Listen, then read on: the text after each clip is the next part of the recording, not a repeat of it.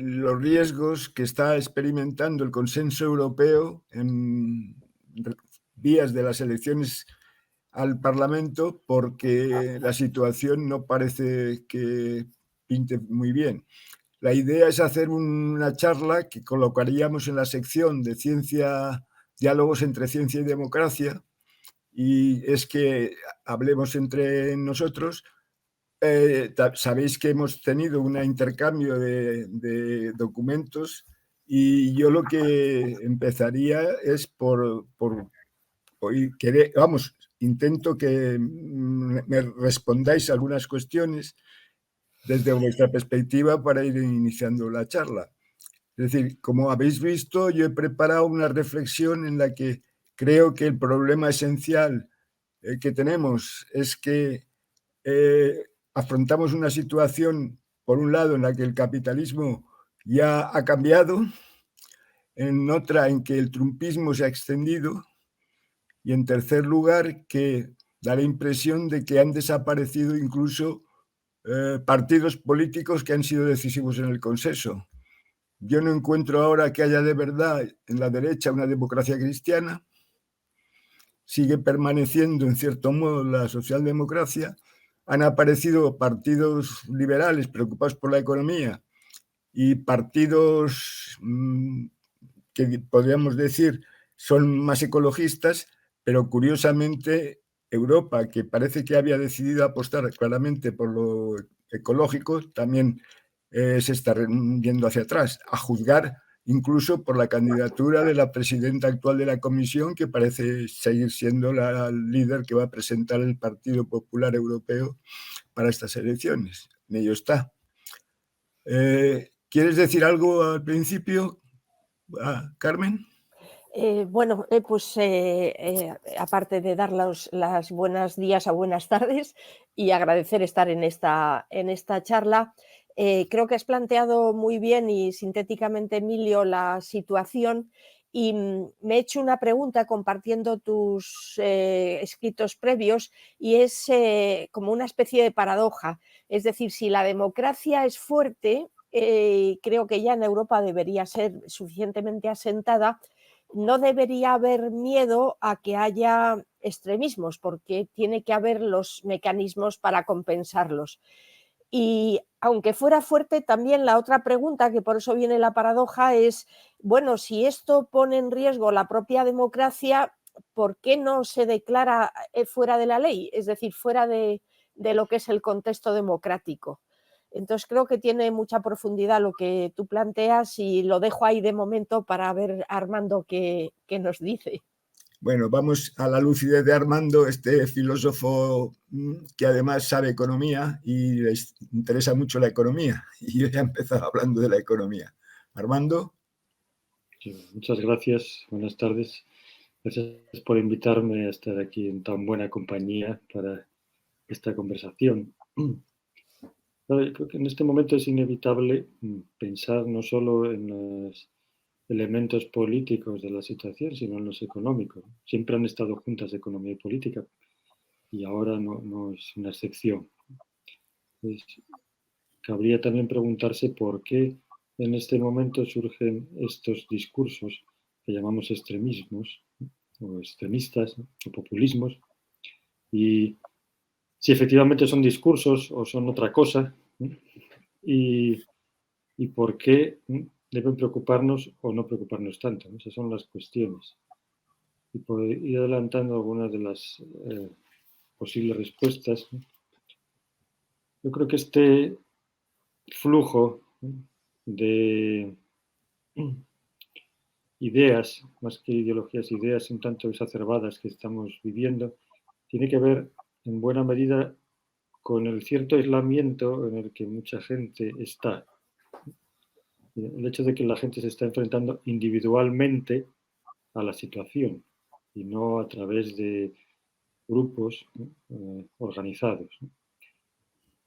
Y esto tiene mucho que ver también con uno de los protagonistas de la economía actual, que es esto que se ha llamado el capitalismo de la vigilancia o el capitalismo de la información, que refuerza esta idea de que alguien se enfrenta a las cosas individualmente.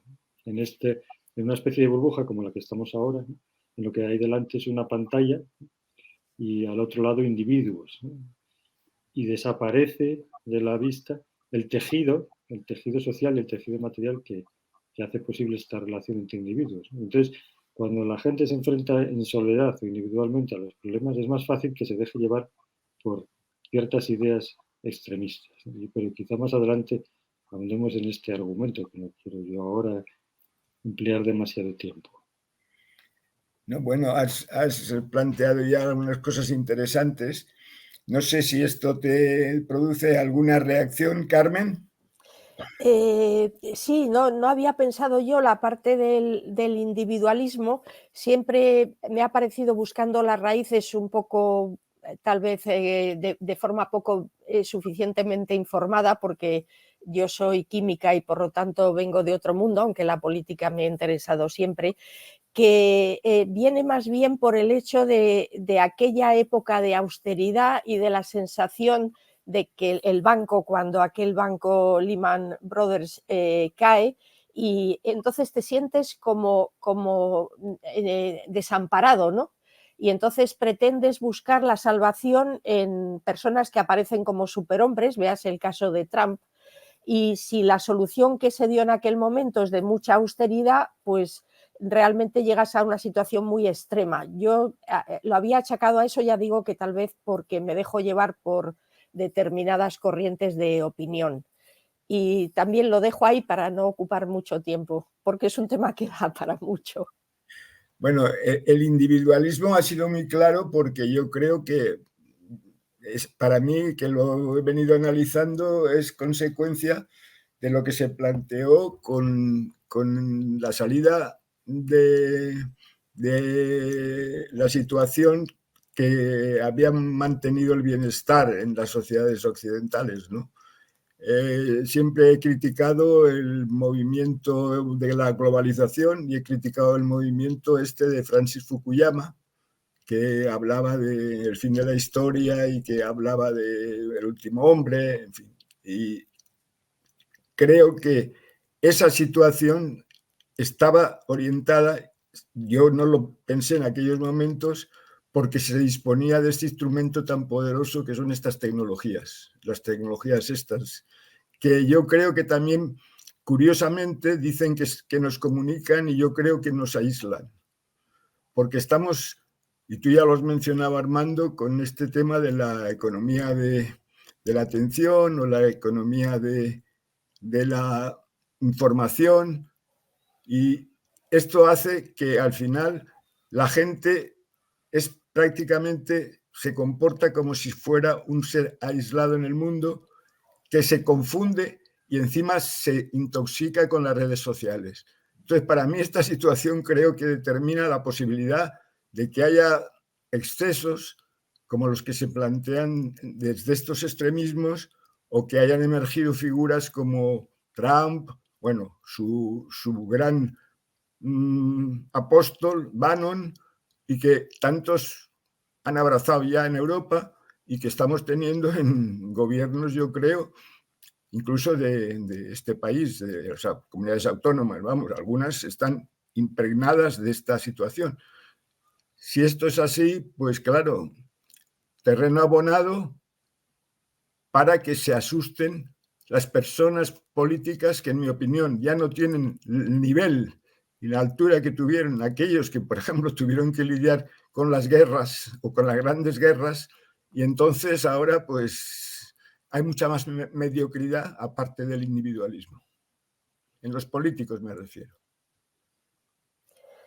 Y Armando, del tema y Emilio, del tema que yo planteo, que parece que es una limitación a la libertad, ¿no? La democracia tiene que ser capaz de fagotizar todo, incluido alguien que lucha contra ello. Pero yo entiendo que, claro, la gente se alinea con esas tendencias porque son legales. Es decir, y si son legales, pues son válidas, ¿no? Es decir, ¿cuál es el límite de la democracia para que esa democracia perdure y sea sana? Y eso os lo pregunto a los dos, que sois mucho más filósofos que yo. Bueno, Armando, adelante. Sí. Bueno, el límite se lo tendría que poner la democracia misma, ¿no? Esa es la cuestión, ¿no? Pero claro, en general, mientras se esté respetando la legalidad, es un poco un círculo, un argumento un poco Vicioso, circular, ¿no? Pero es claro, que esta claro. es la cosa, ¿no? Mientras se respete la legalidad, estas formaciones respeten la legalidad, pues claro, tampoco se puede ir en contra, ¿no? Porque una democracia tiene que ser plural, etcétera, ¿no? Pero claro, yo, más que desde el punto de vista legal, habría que ensayar, porque creo que no se está haciendo especial hincapié en esto, los caminos tradicionales de la democracia, es decir, el discurso, la palabra, la argumentación, contra estas posiciones que pueden suponer una amenaza para la democracia misma. Creo que este territorio del discurso no se está explorando lo suficiente, que las instituciones, las personas que están en ese consenso al que aludía Emilio al principio, no están pronunciándose ni con la suficiente rotundidad ni con la suficiente intensidad o repetición como requiere la situación, me parece. Es decir, que de alguna manera, no sé si tienen el terreno abonado, pero lo tienen un poco vacío estas formaciones para ocuparlo en muchas ocasiones, ¿no? El territorio digamos, del discurso, de las ideas. Y yo exploraría esta vía del discurso primero, ¿no? Antes de hablar de la A mí ilegalización, de la vía lo que legal, me que creo que es preocupa, complicada. perdón Armando y Carmen, a mí lo que me preocupa mucho es pequeñas cuestiones que se están produciendo constante y continuamente. Yo, como me dedico a estar obsesivamente al analizar casi todo lo que estoy oyendo, con desesperación de mis allegados, que me dicen que no me tengo que preocupar tanto, es que, por ejemplo, por sacar de lo más reciente que estoy escuchando, mañana o pasado se va a decidir el primer juicio que se ha hecho contra Trump. Y he escuchado, no sé si es cierto, que con que un tribunal popular, una persona que declare que es inocente, la persona que está siendo acusada y juzgada, pues entonces ya anula y se acaba el juicio. Eso por un lado. Por otro lado, no sé, y no sé si lo hemos comentado esta mañana también, Armando, cuando hablábamos, ¿cómo es posible que alguien que está siendo juzgado pueda presentarse nada más que a ser presidente de los Estados Unidos, que teóricamente, a pesar de todas las dificultades y los cambios geoestratégicos, sigue siendo una parte importante, aunque ahora esté el equilibrio, la batalla con China, con la coalición China-Rusia, pero es muy sorprendente que una persona así se pueda presentar a unas elecciones. Quiero decir que con esto también enlazo con el tema de la democracia, porque es que también las democracias, la democracia como tal, está en peligro. Por eso decía yo que ¿cómo no se le declara ilegal? Es decir, ¿cómo no tenemos unos mecanismos que detecten eso de tal manera que sea obvio que esa persona no se puede presentar a presidente? Es decir, a eso me refiero yo, a esa paradoja de que es fuerte porque permite personas así, pero es débil porque no tiene el mecanismo para declararlas fuera del sistema. Es decir, ¿cómo es posible lo de Trump? No lo podemos creer nadie. Biden está metiéndose con él, o sea, el discurso está ahí en contra, Ya, pero sin embargo está dentro de sus actos, no se declaran ilegales cuando nos parecen claramente ilegales. No sé, Armando, tú aparte de lo que puede haber tenido de importancia Trump en el sentido de que podría ser considerado paradójicamente como un empresario de éxito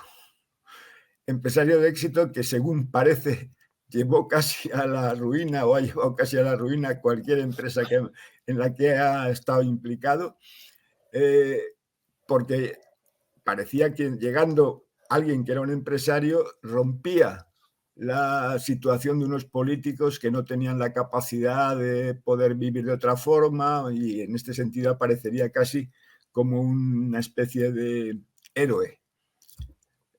No sé, ¿Quieres comentar algo, Armando, esto? Sí, sobre la situación de Trump ahora, ¿no? Bueno, seguramente Trump como ejemplo, sí, vamos. Como ejemplo, sí. Seguramente hace unas décadas el hecho de que una persona fuera sentada ante un tribunal, ¿no?, por un delito que tenía que ver con el ejercicio de su función, no llegaría jamás a presidente, pero no porque lo impidiera la ley, sino porque su partido ya inmediatamente lo descartaría como candidato porque pensaría que sería imposible que una persona en esa situación ganara unas elecciones. Entonces, el mecanismo, respondiendo a lo que decía Carmen antes, ¿no?, el mecanismo de la democracia para estas situaciones es este, ¿no? Por un lado tenemos los tribunales de justicia que deciden sobre la culpabilidad o no en un posible delito, y por otro lado tenemos a la gente que vota, ¿no?, que decide que esto, ¿no?, no se debe consentir, ¿no? Esos son los mecanismos primarios, ¿no? Pero ¿qué ocurre?, ¿no? ¿Qué es lo que ocurre ahora?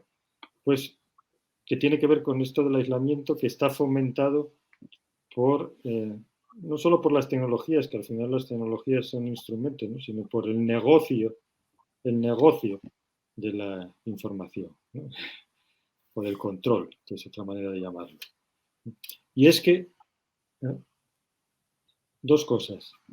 Primero, que no se ve a un candidato, en este caso a Trump, ¿no?, como una pieza en un engranaje más amplio, ¿no?, de instituciones, de ideas, de políticas, ¿no?, de estructuras estratégicas, etcétera, sino que se ve efectivamente como un personaje que aparece y desaparece de nuestras pantallas, de nuestro entorno, que trae unas promesas, etcétera, y que no está engranado con el resto, sino que es como un elemento externo. Y también que cuando uno vota individualmente, en el fondo, no tiene mayor responsabilidad. Es decir, uno vota a Trump, luego Trump hace esto o aquello, ¿no?, que resulta ser un desastre, vamos a suponer, y esa persona que lo ha votado seguramente no siente mayor responsabilidad por lo que ha hecho.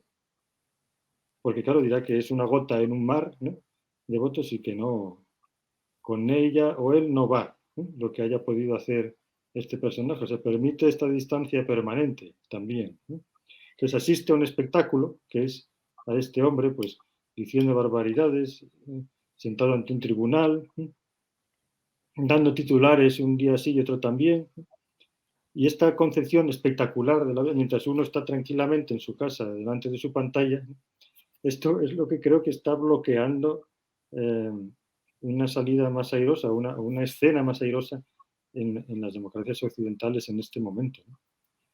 Por un lado, esta falta de responsabilidad, ¿no?, y por otro lado, insisto, el aislamiento, el no ver el engranaje o la estructura que está detrás de las personas, ¿no?, que no somos entes aislados, no somos mónadas que flotamos en el espacio, aunque las tecnologías digitales nos invitan a pensar que es así, ¿no?, que somos entidades inmateriales que flotamos en el espacio virtual, ¿no? Y se nos olvida que hay detrás. Otra de las cosas que me ha preocupado y me empezó a preocupar ya hace un tiempo fue cuando, vamos, yo estuve implicado en política y ya se mencionaba que lo que importaba no era tener programas, no era tener grandes estrategias, sino que lo que había que hacer es ganar elecciones. Eso fue incluso mezclado, lo recuerdo perfectamente, mezclado como cuando en España, que habíamos llegado tarde al consenso político, porque el consenso político que construyó Europa llegamos tarde, fue, creo, el primer consenso ha sido la transición. Entonces, en aquellos tiempos, como yo tenía mucha más conexión con partidos políticos, etcétera, lo recuerdo perfectamente, vamos, con sociólogos. Creo habérselo escuchado alguna vez a Emilio Lamo de Espinosa, que precisamente cuando era estudiante había participado en el movimiento hippie en California, pero que luego ya se asentó para convertirse en alguien que pensaba más o reflexionaba más tranquila y sesudamente. Lo mencionaban. A mí esto ya me empezaba a preocupar. No sé, por hablar de otro caso, No sé si ese fue el éxito, por ejemplo, en Gran Bretaña de Tony Blair. Es decir, al final, Blair obtuvo un resultado impresionante después de Margaret Thatcher, aunque en el fondo luego casi era un panegirista de la propia Thatcher, porque se convirtió en alguien que, bueno, pues era preparado para ganar. Incluso hasta hubo un politólogo, sociólogo, Anthony Giddens, que le generó un gran concepto que era lo de la tercera vía. Tercera vía que indicaba ya que se estaba buscando algo que se saliera de los patrones normales por los que estábamos funcionando en democracia. Entonces, yo creo que es que se han producido tal cantidad de cosas y si esto ha sido por azar, si esto ha sido por movimientos casi brownianos, por decir aquel movimiento que aparece como más propio de él. Termodinámico, que sigue la termodinámica. Entonces, o porque efectivamente había gente que estaba planificando muchas cosas, aunque se criticaba mucho a todo lo planificado en cuando era el problema de la Unión Soviética y el comunismo. No sé si estoy diciendo alguna estupidez, pero a mí como me salen las ideas cuando hablo, pues ahora se me ocurre esto, es decir, es que si al final los partidos, en mi opinión, que fueron los responsables, salvo en algún país como yo he estado buscando para preparar esta charla, de Francia, que no fueron los partidos, sino fueron las grandes personalidades, de Gaulle, Mitterrand, más que partidos. De eso además lo vemos ahora también, porque al final, ¿quién está compitiendo en las elecciones francesas? Pues en principio este hombre, Macron, que hizo una idea de que no podían ya valer los partidos normales y sacó otra historia aparte, y luego pues una señora que es extremista, pero que aparentemente los extremistas se están convirtiendo para aprovechar la democracia, y este es el problema, para que sean reconocidos y votados. Bueno, no sé si he metido mucho. No, yo creo que por eso, y hablando de los partidos que habéis comentado, es por lo que para ir perfeccionando el sistema democrático habría que poner, por ejemplo, un partido, como habéis dicho, el republicano, que permite eso en un candidato. Debería haber algo por encima de los partidos que dijera que entonces ese partido no está cumpliendo su función. Es decir, a mí me falta algo que ayude a que no pueda un partido digamos, funcionar dentro de la normalidad si no cumple una serie de reglas. Hasta ahora, lo que parece que se queda fuera de la legalidad son los nazis o los muy extrema derecha, pero vemos muchas, digamos, cuestiones subyacentes que son nazis, pero que se disfrazan para poder aparentar, como dice Emilio, parece otra cosa. Pero eso también habría que detectarlo y dejarlo fuera de la ley, porque la gente, si está algo fuera de la ley, intenta no estarlo fuera de la ley, se encauza. Es decir, si tú quieres encauzar a la gran cantidad de gente, lo que tienes es que ir marcando los límites donde se tiene que estar. Y entonces yo creo que la democracia ha sido y es excesivamente generosa. Y habría que tener algún mecanismo que diera una alerta de que en esas circunstancias, pues eso, un Trump no debería poder llegar al poder. Todo el mundo le teme y dices, bueno, ¿y por qué no ponen un límite legal? ¿Por qué no se perfecciona la democracia? Y bueno, yo para seguir y no parar mucho, la otra cuestión es que si gana la derecha o la extrema derecha de esa manera, ¿qué se puede hacer? ¿No? Esa es la otra cuestión. ¿Qué podemos hacer para intentar colaborar en que eso se compense de alguna manera, ¿no? Porque si en Europa logra ganar el centro o el centro con la izquierda o la izquierda, pues eso estará más o menos enfocado. Pero ¿y si se alía, como nos decía Emilio, la derecha y la ultraderecha? Es decir, porque eso es lo que pasó con Hitler. Llegó al poder de forma democrática. Por eso digo que faltan esos mecanismos de dejar fuera a personajes de ese tipo, ¿no? Armando, ¿tú tienes algo que decir? Bueno, que vuelvo a lo mismo, ¿no? Que la vía regulatoria siempre es peligrosa porque, claro, puedes dejar fuera algo de más, ¿no? Pero y sin descartarla, creo que, vuelvo a insistir, que habría que reforzar las propias vías democráticas, que son las de la acción y el convencimiento, ¿no? antes de llegar ahí, ¿no? Porque las vías ya las tenemos, ¿no? Por ejemplo, ahora si Trump fuera condenado, entonces no se podría presentar, ¿no? Legalmente ya, porque hay Eso una vía y seguro, hay una línea. sí, sí, Sí, la hay, la hay. sí, la hay. Lo que pasa es que, claro, igual tendría que estar más acá o más allá de la discusión, pero la hay, ¿no? Pero a lo que yo, pero la pregunta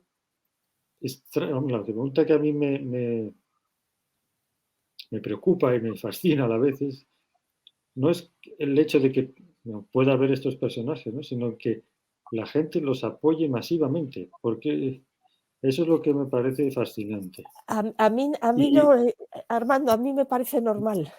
Mira este de Taylor Swift, que también nos ha puesto Emilio, ¿no? La gente necesita Supermans. cierto, pero ¿por qué necesita Superman? Esa es la cuestión, ¿no? Superman, Porque Yo, siempre porque intenta trascender, ¿no? Intenta de alguna forma salir de su estadio y tener una proyección superior, ¿no? La familia, no, los pero amigos. a mí lo que me parece en sociedades acomodadas como las nuestras, que a pesar de todas las dificultades, las desigualdades, etcétera, no dejan de ser sociedades acomodadas, parece que lo que ocurre es casi lo contrario, que la gente no quiere eh, moverse. Y estos son movimientos reactivos, ¿no? Precisamente porque la gente está muy a gusto en Estados Unidos, en Europa, sentada en el sofá de su casa viendo una pantalla. Y entonces, cuando alguien les presenta como amenaza, que muchas veces es una falsa amenaza, ¿no? Que va a venir alguien a cambiarles, ¿no? Lo que ven, ¿no? Que van a cambiarles su idioma, que van a cambiarles su religión, que van a cambiarles sus rutinas diarias, ¿no? Que ya no van a poder ir en su coche, que ya no van a... ¿no? Que el colegio de sus hijas, sus hijos va a enseñarles no sé qué, que no les gusta, ¿no? Entonces ahí reacciona, ¿no? Y entonces es un discurso, por un lado, de amenaza, muchas veces falsa, ¿no? Y luego de solución a esa amenaza. Que eso sí es el discurso del superhéroe, la lógica del superhéroe de las películas estadounidenses, ¿no? O sea, primero pongo un mal y luego me pongo yo como el combatiente de ese mal, ¿no? Y entonces, claro, la gente me va a animar, ¿no? A que venga.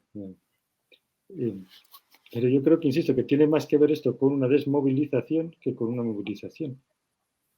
Precisamente porque la gente no está integrada, en el sentido de que no se ve, no participa en la vida pública, es cuando es más susceptible o más sensible a este tipo de discursos.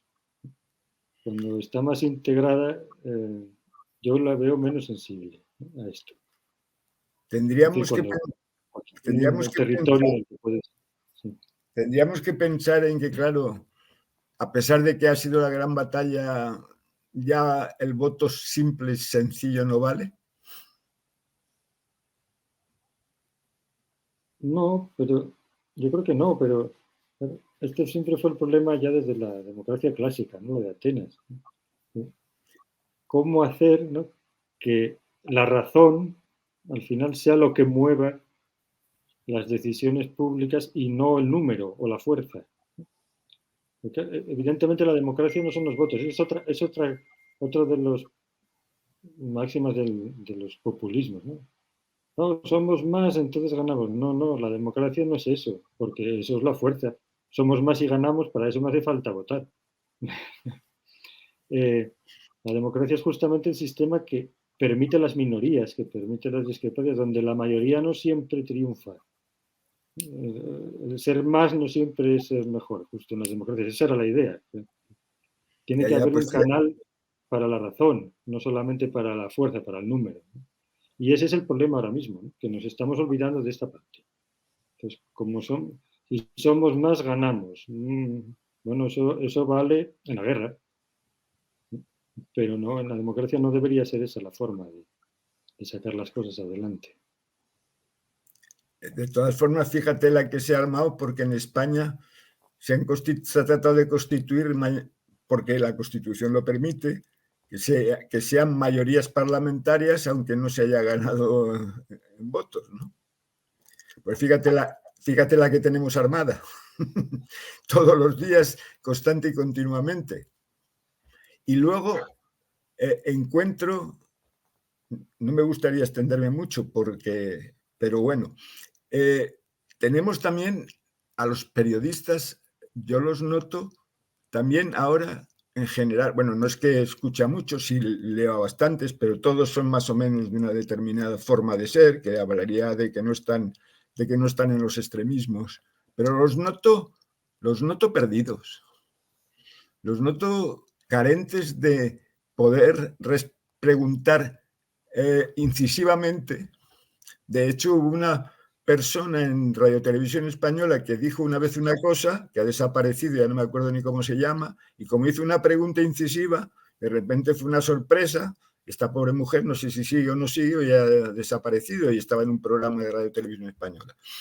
Pero no hay esa incisividad,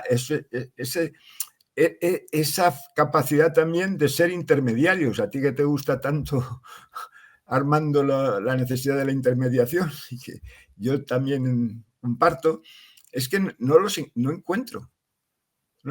Esta mañana, por ejemplo, estaba escuchando una tertulia interesante y periodistas valiosos preguntando que para qué valía que España aprobara el Estado palestino o hiciera la aprobación del Estado palestino. Menos mal que había alguien que es un periodista también, que yo lo escucho a pesar de que no aparece casi nunca, que se llama Pablo Morán, que lleva los temas internacionales en la SER, que ha dicho, pues es porque hay hechos que no se hacen para que algo te rinda inmediatamente, a pesar de que ahora se le acusa de que aprobó esto para unos intereses electorales. Pues es para estar en un lado de la democracia, en un lado de la verdad, en un lado de...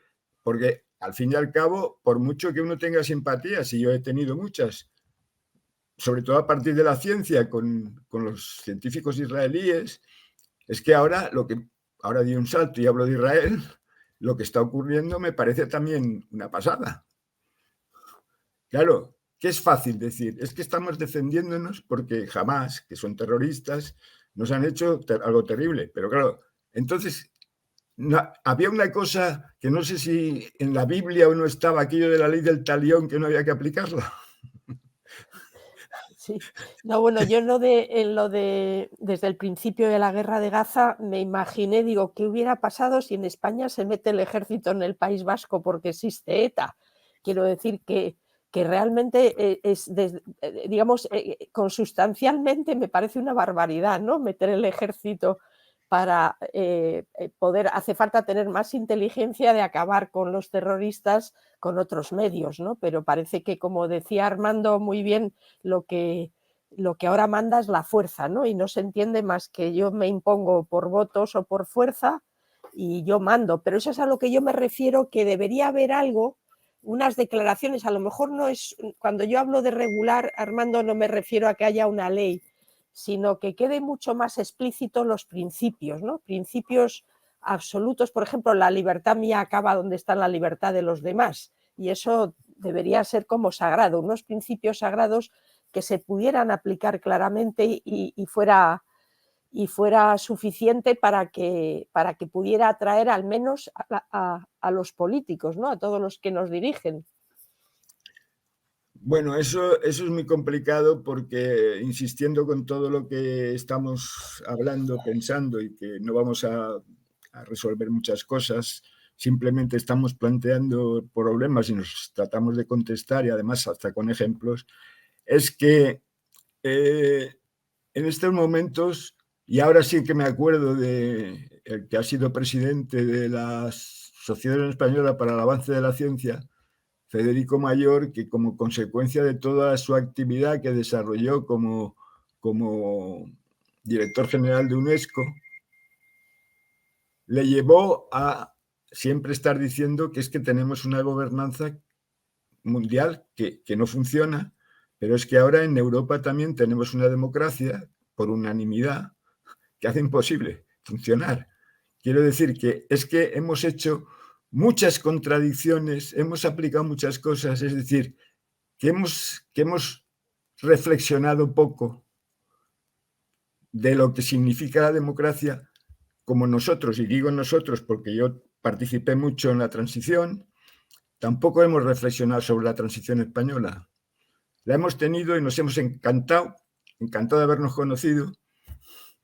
¿Y qué pasa luego? Que las cosas, pues, hay que estar constantemente pensando. Pero para eso hace falta que no existieran esas tecnologías tan inmediatas estas que están constantemente bombardeándote, que están planteándote problemas, que te están diciendo que no sé qué, que tienes que hacer cualquier cosa. Ahora mismo mi móvil está sonando constantemente.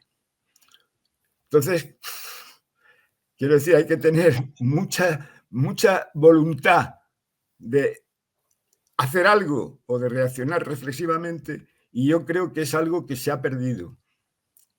A pesar de que, y lo digo, que de repente los filósofos han empezado a ganar protagonismo, porque ya hay filósofos que incluso se postulan para intentar resolver problemas de situaciones de indefinición de la gente y esta cuestión. Eso es otra de las cosas que también está pasando, sorprendentemente.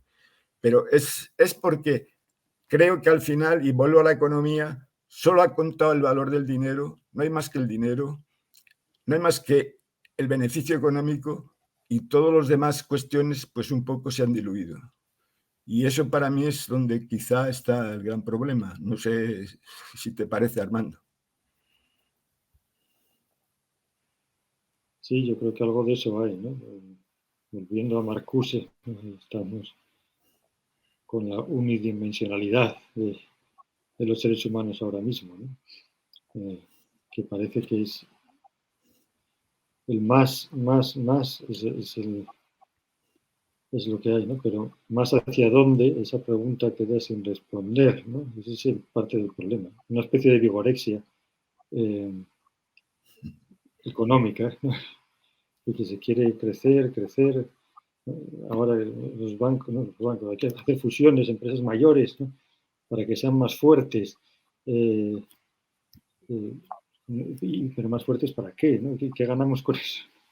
Y en parte está eso, que no, se ve una dimensión, que es esta dimensión cuantitativa, monetaria, ¿no? Y luego ¿qué? ¿no? Bueno, pues...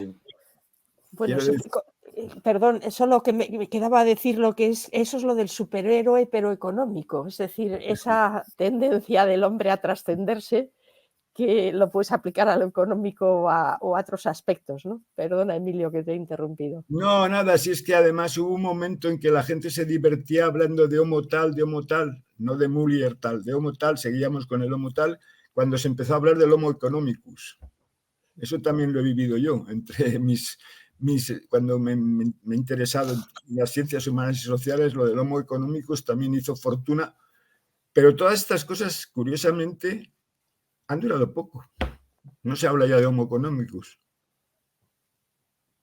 A pesar de que ahora creo, y ahora remontaría un poco de toda la idea de este capitalismo que tú también comentabas, que es un capitalismo esencialmente rentista, que es consagrar la idea de que no hace falta ya ni siquiera ser productivo, sino lo que hay que hacer es rentabilizar cosas.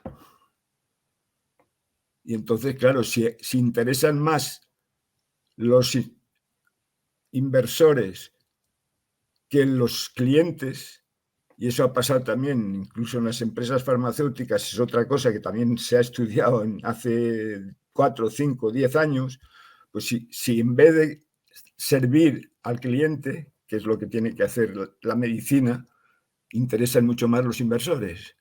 Y es lo que creo que pasa también con la vivienda. si de verdad son los propietarios, los foros de inversión y es la inversión lo que cuenta, pues entonces creo, y eso los políticos no están siendo capaces de enfrentarlo, los intelectuales no están siendo, en mi opinión, capaces también de enfrentarlo, y tampoco ni las reacciones de los universitarios. Ahora, pues los jóvenes se han movilizado de nuevo, una situación de reacción ante el problema de la guerra de Oriente Próximo, de Gaza, pero no hay un movimiento que yo, retomando, y con esto terminaría casi, si me permitís, para no extendernos mucho más, que no hay intermediaciones porque no tenemos ni siquiera un programa de televisión como en mis tiempos viejos de La Clave. Vosotros sois más jóvenes, no sé si lo visteis. No, sí, por supuesto, he visto La Clave, sí. Ese programa, que era fantástico, no hay un programa como ese. Era el Cineforum, pero en bien. Bueno, pues era como cuando hacíamos los cineclubs. Eso es. Pero un cineclub ya en la televisión. Y la verdad es que aquello era fantástico. Sí, con gente de mucho nivel. Eso no, ya no lo hay. Bueno, en todo caso, dime, hay esto que estamos haciendo ahora. Esto es una modesta clavecita, pero bueno, si podemos hacer alguna más, pues trataremos de seguir haciéndola, porque si la EAC es una sociedad cívica y no científica, que lo que quiere es prestar los sistemas, los métodos, muchos que pueda haber científicos, y ayudar a que la sociedad pueda ir poco cambiando y contrarrestando esta fuerza de estas tecnologías, pues no vendría mal, ¿no? Así que este rato, en cualquier caso, nosotros lo hemos disfrutado, creo. Mucho, sí. No sé si servirá para mucho, pero en cualquier caso lo hemos disfrutado. Así que bueno, hasta pronto. Para animar a que la gente reflexione cuando vote. Vale. Muchas gracias. Gracias a ti, Emilio. Muchas gracias. Gracias, Armando.